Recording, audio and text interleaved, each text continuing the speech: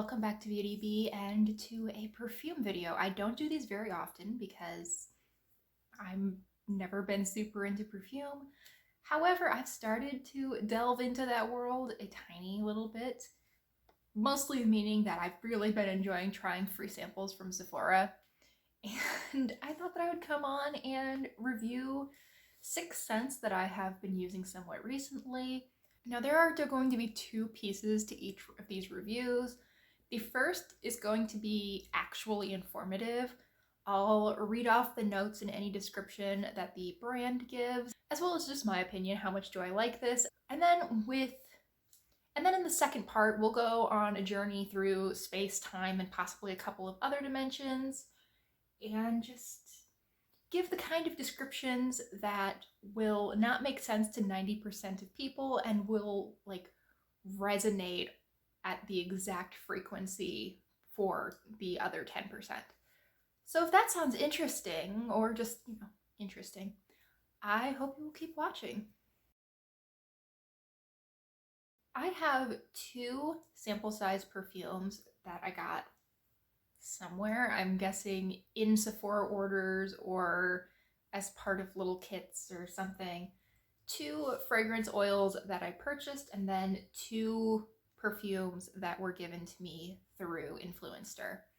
So I'm going to start out with the samples, and the first is this Skylar Salt Air. This perfume embodies the ease of summer. With seascape elements like salt and sandalwood, Salt Air will send you to your favorite ocean escape. Dive into the thrill of personal discovery with this bare and breezy Skylar favorite. This is a very aquatic scent, but it's not aquatic in that warm, humid kind of way. This is not a coconuts and sunscreen kind of aquatic. This is still beachy, but this is not a tropical beach. This is more like a beach in Maine.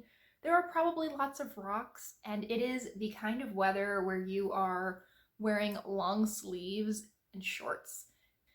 It is a little bit chillier. You're not necessarily wanting to get in the water except to wade a little bit. The next scent I have to talk about is Valentino Born in Roma. This is a warm floral fragrance inspired by Roman street style and edgy haute couture. A trio of jasmine flowers and sparkling black currant fuse with warm vanilla and rich woods to create a scent that captures the essence of modern femininity. Wow, there's a lot of modern femininity being captured in this video. Incredible. If you have ever tried the Les Jardins de Monsieur Louis scent from Hermes, this is like that scent's fun younger sister. If I could translate this into an experience, it would be sitting on a patio eating lunch at some kind of botanic center. You definitely get these different notes of floral, not just one strong scent. It definitely feels like a symphony of different flowers. Some florals, it sort of feels like you're Alice in Wonderland, and when she's like 2 inches tall and she is getting drowned by the flowers that she thinks she's a weed. This is, like I said, it's more like being just outside but on the edge of the garden. This smells like what the breeze there might smell like. It's really a lovely scent. Next up, we have the first of the two perfume oils. These are both from Aromagee's Botanica, which I will link below. It is an Etsy shop, and if you happen to be in Nashville, it also has a physical location. But this is the Laveau scent.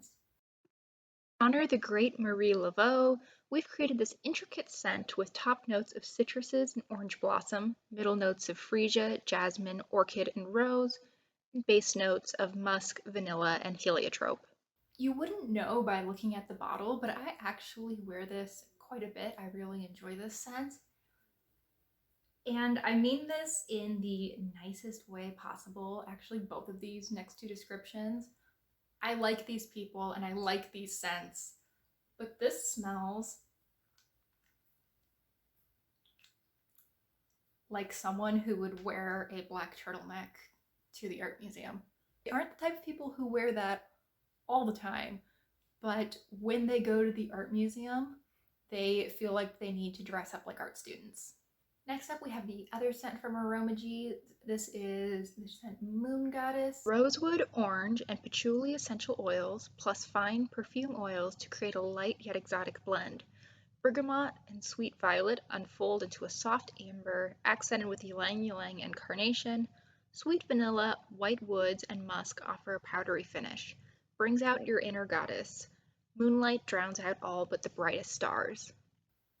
These are adorable little bottles, just in case you were wondering. This scent of all the ones that I'm going to show you today is the one that I'm least sold on. It has a little bit of something sour in it, and while I haven't worn it all day yet to really experience the full range of scents it could give me. Now, again, if this scent was a person, they'd be like a 60-year-old hippie lady. She hasn't gotten her hair cut in years, and she has this beautiful, long, flowing silver hair down to like her elbows at least. She wears really big silver jewelry and absolutely has an entire cupboard devoted to tea, different types of loose tea in her kitchen.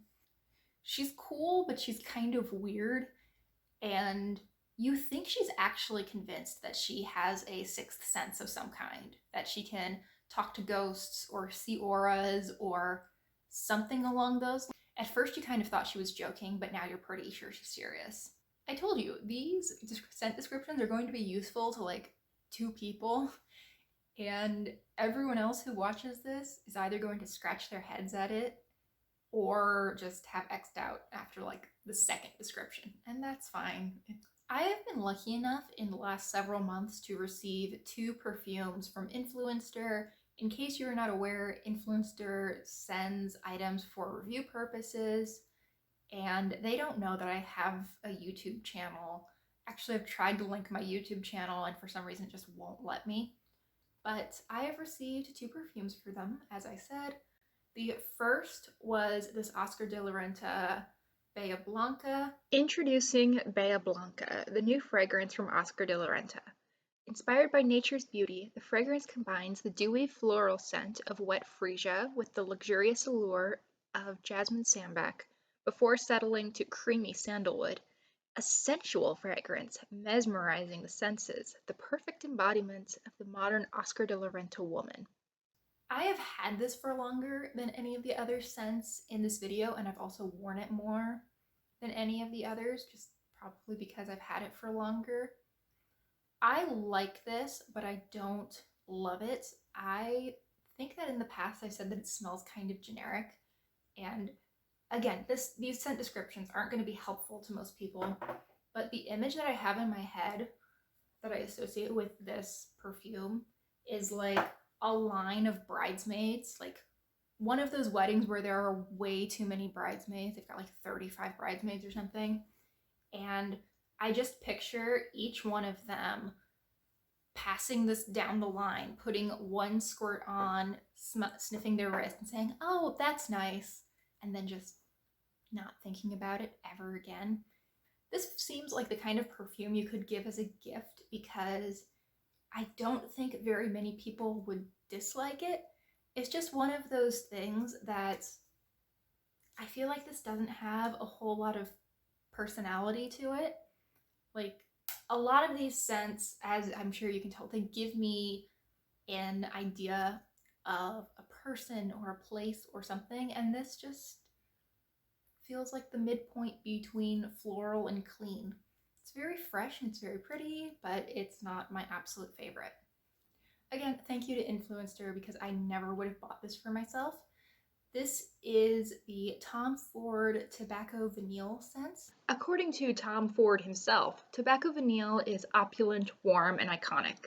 Reminiscent of an English gentleman's club and blended with rich spices, vanilla, and tobacco flower, it leaves a powerful impression. Now, I've never been to an English gentleman's club, and I don't see that happening anytime soon. However, if by chance I do end up in one, I will check back and let you know how this compares. The box that this came in is probably among like my 10 or 15 nicest possessions. So I feel like that tells you half the story right there. I like wearing this scent, but I don't like wearing the scent as much as I think I would like cuddling with someone who was wearing this scent. This is a unisex scent. I haven't actually looked up the notes yet because I'm filming this part first, but yeah, there's no way this isn't a unisex scent. It is really, really nice. Okay, let's go on a journey.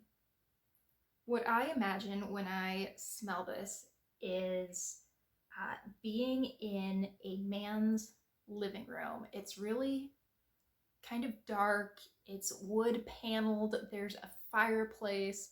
We're cuddling on his couch.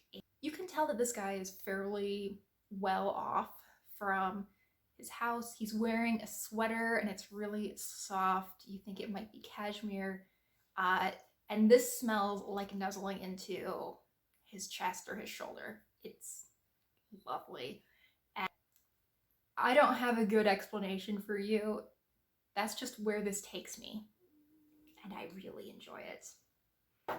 So maybe that was helpful to someone. If it was, definitely let me know because we're probably sharing pretty similar brainwaves and that would be a good thing to know about. So thank you for watching, even if this wasn't helpful. I hope you enjoyed.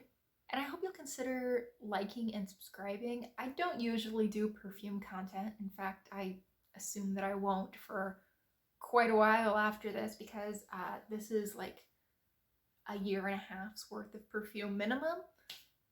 But I do like to talk about makeup, so if that's something you're interested in, you should probably stick around. Thanks again for watching, and I really hope we'll see you next time. Bye!